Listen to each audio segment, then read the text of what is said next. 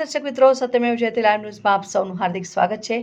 સમા આપી લાશા કેનાલથી ખોડિયાર જતા બ્રિજની કામગીરી બંધ કરાતા શહેર કોંગ્રેસના મહામંત્રી અને સ્થાનિક દ્વારા વિરોધ પ્રદર્શન કરી બ્રિજની કામગીરી વહેલી તકે શરૂ કરવામાં આવે તેવી માંગણી કરાઈ।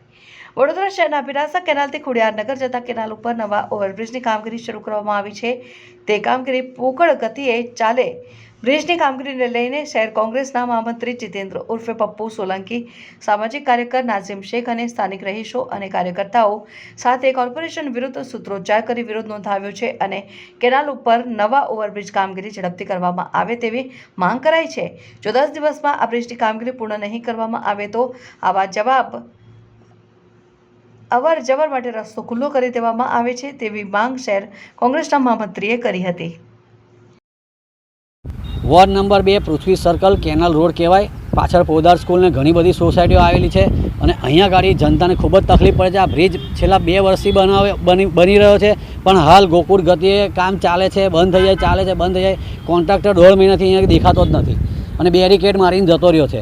બ્રિજ બનીને તૈયાર છે, પણ 4 કોર્પોરેટરો ભાજપના છે તો અહીંયા ગાડી જોવા નથી આવતા, કોર્પોરેશનના અધિકારીઓ જોવા નથી આવતા। બ્રિજમાં તકલાદી તિરાડો બી પડી ગઈ છે। એટલે અમારી માંગણી એ છે કે તાત્કાલિક ધોરણે આમાં ઇન્ક્વાયરી થવી જોઈએ, કોન્ટ્રાક્ટરને બોલાય અને કોર્પોરેશન અધિકારીઓ સાથે રાખી અને આ બ્રિજની તપાસ થવી જોઈએ અને કોન્ટ્રાક્ટર વિરુદ્ધ કાયદેસરની કાર્યવાહી કરવી જોઈએ। અને આ બ્રિજ 10 દિવસમાં ખુલ્લો મૂકવામાં નહીં આવે તો અમે જનતાને સાથે રાખીને આ બ્રિજ ખુલ્લો મૂકી દઈશું। શું નામ તમારું? જીતેન્દ્ર સોલંકી પપ્પુ, શહેર કોંગ્રેસ મહામંત્રી।